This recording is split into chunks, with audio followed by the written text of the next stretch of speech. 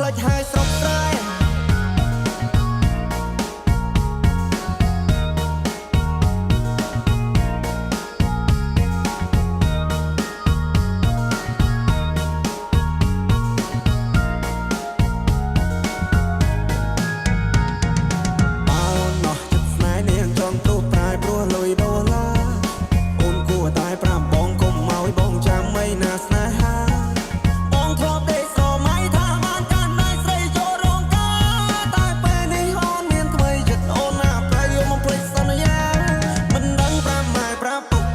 ប្រាប់មីងប្រាប់យាយប្រាប់តាយ៉ាងម៉េចទេណែដែលបងធ្លាប់ថែពេលនេះនាងប្រែព្រោះមានចិត្តពេកពេល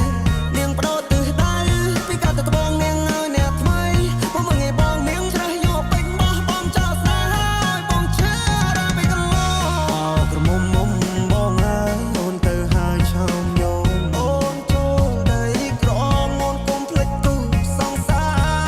នៅភូមិយើងយំនេះគឺធ្វើបងឡើងដូនតា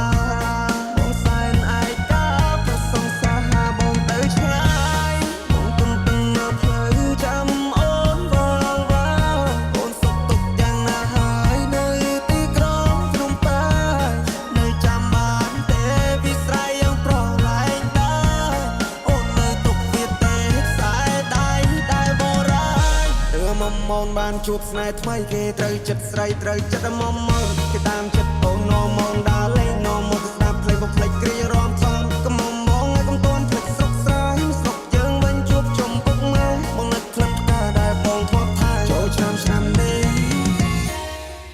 រងចាំភ្លើស្នេហ៍